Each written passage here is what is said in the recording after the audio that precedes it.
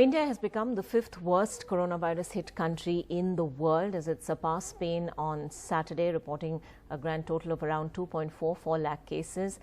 Now, the European country or COVID-19 epicenter weeks ago had 2.40 lakh cases. Now, only the US, Brazil, Russia and the UK have more cases than India. On Saturday morning, the Health Ministry data said India reported 9,887 new COVID cases, the biggest spike so far. There's been a minor fall in the recovery rate compared to Friday as well. The number of deaths reported in the 24 hours between Friday and Saturday was also 294, and that's taken India's total to 6,642.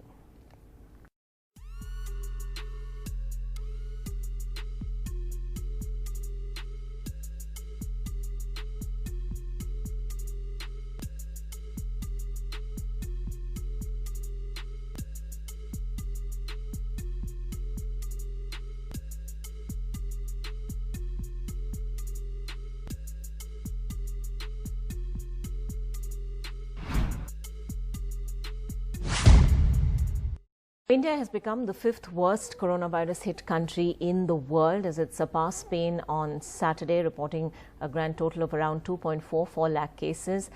Now, the European country or COVID-19 epicenter weeks ago had 2.40 lakh cases. Now, only the US, Brazil, Russia and the UK have more cases than India.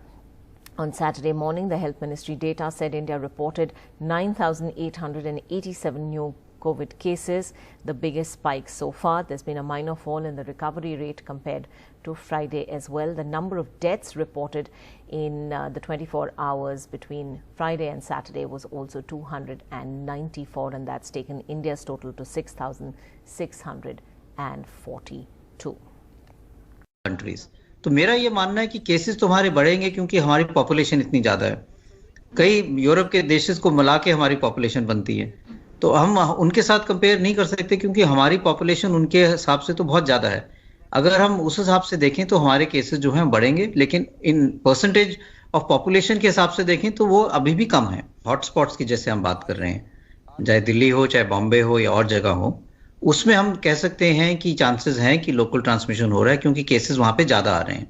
अगर हम पूरे देश की बात करें तो ऐसा situation नहीं है। तो मेरा ये मानना है कि अगर हम अब 10-12 जो शहर है उनको देखें तो 70 से 80% केसेस वहीं से आ रहे हैं, और वहाँ पे जो है कुछ हद तक लोकल ट्रांसमिशन के चांसेस हैं। इसका ये मतलब है कि वहाँ पे जो ट्रांसमिशन है वो डायनामिक्स अलग है, वहाँ पे ट्रांसमिशन कुछ हद तक ज़्यादा हो रहा है और वहाँ पे हमें स्ट्रेस देने की ज़रूरत है, ज़्यादा प्लानिंग की ज़रूरत है। I'm Attorney Ben Crump, the lead attorney for the family of George Floyd, and recently arriving in Minneapolis is his son Quincy Mason. He's going to make a few remarks to you.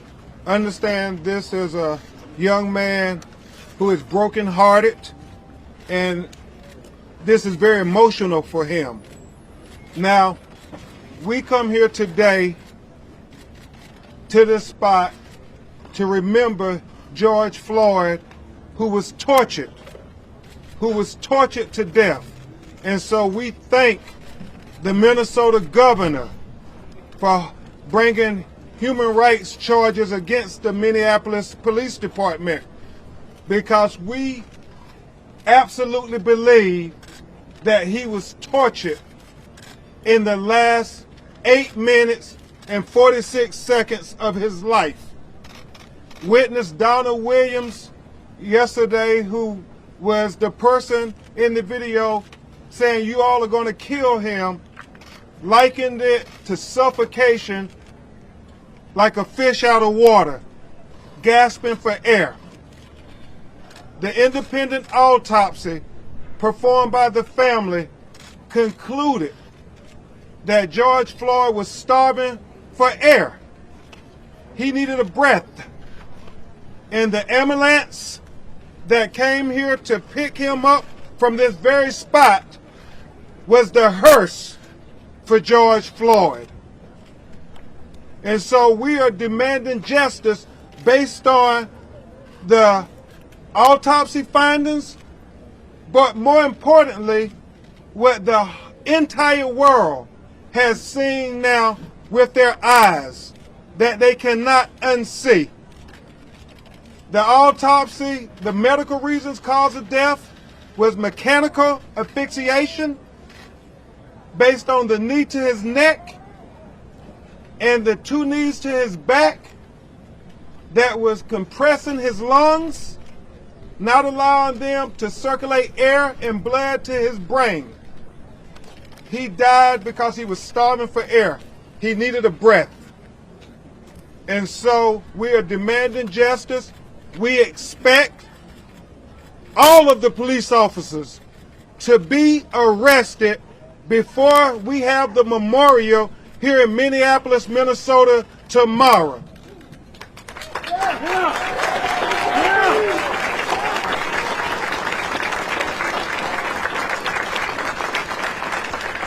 Because we cannot have 2 justice systems in America, one for black America and one for white America.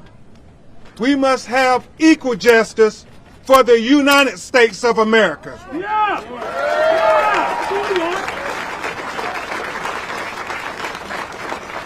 And change is going to come in the tragic killing of George Floyd.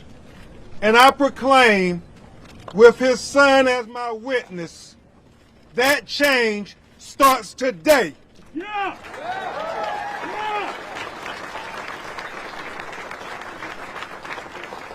We are confident that Attorney General Keith Ellison is working feverishly to do the right thing. And what is the right thing? To make sure that George Floyd family is afforded justice by holding these officers accountable to the full extent of the law. Each and every one of those 4 officers.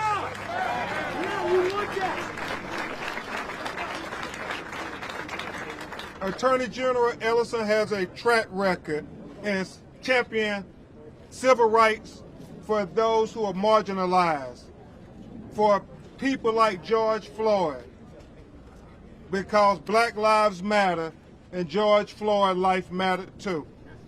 Quincy is going to make a few remarks.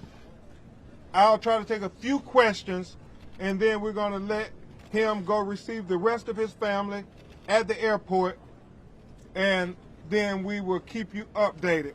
We fully expect there to be an announcement with these officers being arrested, and we will give you the family reaction when that happens. But right now, I introduce to the world Mr. Quincy Mason, George Floyd's son, to say a few remarks on behalf of him and his family.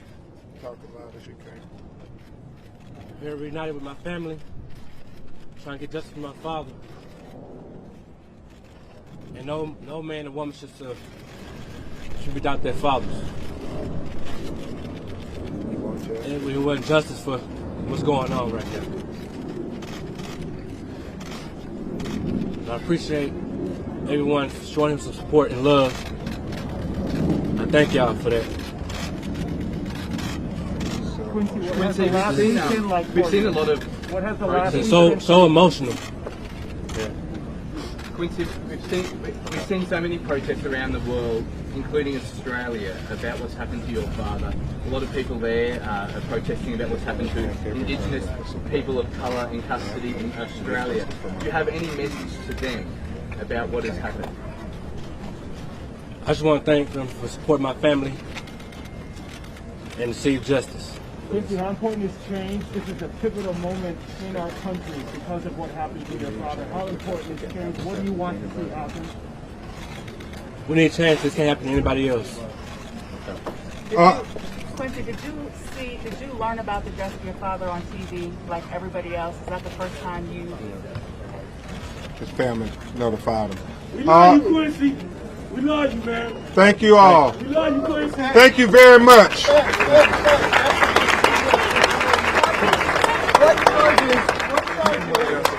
Okay. We were just listening in. We're in Minneapolis right now. You're looking at these live pictures in Minneapolis where a memorial has been put in place where George Floyd died. We listened in to the family attorney, Benjamin Crump, as well as George Floyd's son, Quincy Mason. You see Quincy right there with Benjamin. They're both kneeling down, saying a prayer before speaking to the media and, of course, all the people there. And basically the message is they want justice, and they are expecting later today for some sort of charges to be announced for those additional officers. George Floyd's young daughter, Gianna, is remembering her late father with pride as protests continue around the country. On Tuesday, retired NBA player Steven Jackson, a longtime friend of Floyd's, shared this clip of him with Gianna on Instagram. Watch. That's right. Daddy changed the world. He did what? Daddy changed the world. Daddy changed the world. Now, this video has gone viral. At just 6 years old, obviously she might not know what's fully going on here, but the fact that she's able to be so positive in the face of losing her father is truly touching. I know when I saw this video, I definitely teared up. It's a really emotional, really sweet video of her. Yeah. Jackson captioned his post, "That's right, Gigi. Daddy changed the world. George Floyd, the name of change." During a press conference on Tuesday, Gianna's mother, Roxy Washington, spoke out about what the officers who killed George took from her daughter. Gianna does not have a father. He will never see her grow up, graduate. He will never walk her down the aisle. If it's a problem she's having and she needs her dad, she does not have that anymore. Such an emotional moment there, and Jackson was also at that press conference promising that he would be there for Gianna when she needs it, saying to Washington, quote, "I'm going to walk her down the aisle. I'm going to be there for her. I'm going to be here to wipe your tears. I'm going to be here for you and Gigi." Jackson set up a GoFundMe for Gianna that is quickly growing. As of Wednesday morning, they amassed more than $600,000 to be placed in a trust for her and her mother.